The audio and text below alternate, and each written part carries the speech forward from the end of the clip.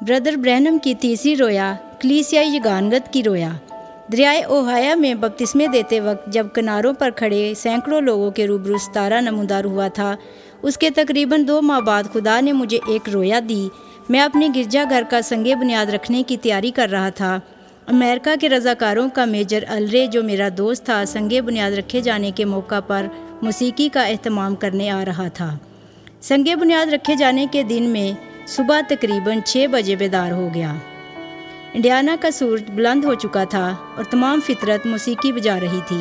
मैंने खिड़की से बाहर देखा, परिंदे गा रहे थे, शहद की मक्खियाँ बिन बना रही थी, बेलों के फूलों की आला खुशबू हवा में बसी हुई थी। मैं ये सोचते हुए लेट गया, ऐ अज़ीम यहोवा, तू कितना अजीब है।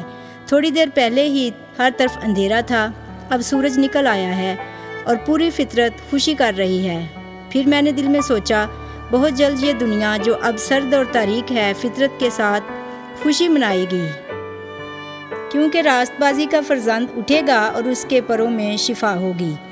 जब मैं खुदा की परस्तिश कर रहा था तो अचानक मैंने कमरे में खुदावंद के फरिश्ता को महसूस किया।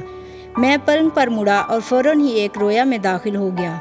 अगरचे मैं उस वक़्त इस रोया को समझ ना सका, लेकिन मेरा ख्याल है कि ये रोया मेरी खिदमत और इस कोशिश में कि तमाम कलीसियाई रफ़ाकत में करीब आएँ ये काम करेगी, और मसीहियों को फ़िरका वाराना ख़यालात को इजाज़त नहीं देनी चाहिए कि वो उनमें जुदाई पैदा करें, और हर मसीही को अपनी पसंद के गिरजा में जाना चाहिए, लेकिन इसके साथ ही इन्हें आपस में रफ़ाकत और मसीही मोहब्बत रखनी चाहिए। मैंने रोया में अपने आप को दरिया यरदन के किनारे खड़े देखा। मैं लोगों को अंजील सुना रहा था। मैंने अपने पीछे से गोया सुर की सी आवाज़ सुनी।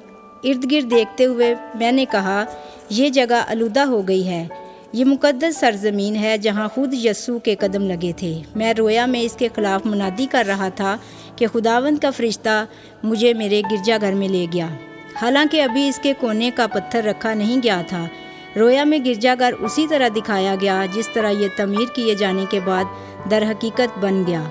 मैंने इर्द गिर्द देखा, लोग हर तरफ फंसे बैठे थे और बहुत बड़ी भीड़ खड़ी थी। मैंने रोया में 3 सलीबें देखीं और बाद में 3 ही सलीबें मैंने गिरजाघर में नस्ब की।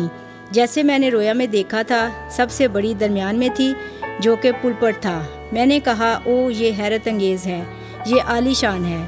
तब रोया में खुदावंद का फरिश्ता मेरी तरफ आया और मुझसे कहा, ये तेरा गिरजाघर नहीं है। मैंने एहतजाज करते हुए कहा, ओ खुदावंद, ये मेरा ही गिरजाघर है। लेकिन उसने जवाब में कहा, नहीं, आ और देख। वो मुझे बाहर ले गया और मैं ऊपर साफ नीले आसमान को देख रहा था। उसने फरमाया, तेरा गिरजाघर ये होगा।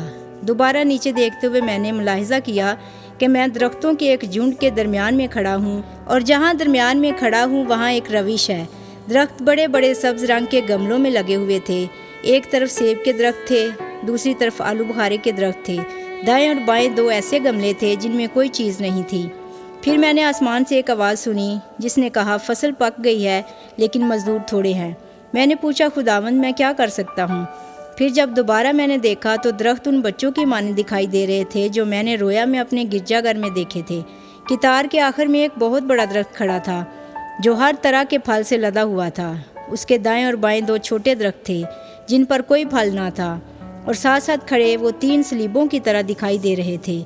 मैंने सवाल किया, इसका क्या मतलब है, और वो गमले क्या हैं जिनमें कोई चीज़ नहीं है? उसने जवाब दिया, इनके अंदर तू दरख्त लगाएगा। तब मैं दरमियान में खड़ा हुआ और दोनों दरख्तों से शाखें लेकर उन गमलों में लगा दी। एकदम दोनों गमलों से बड़े बड़े दरख्त उगे जो बढ़ते बढ़ते आसमान तक पहुंच गए। इसके बाद एक ज़ोरदार आंधी आई जिसने दरख्तों को हिला दिया।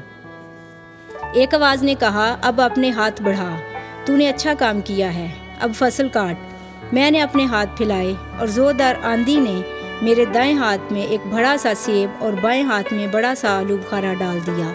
उसने कहा, फलों को खा, ये लजीज हैं। मैंने फलों को खाना शुरू कर दिया। पहले मैं एक में से खाता, फिर दूसरे में से, और फल बहुत लजीज और शीरी थे।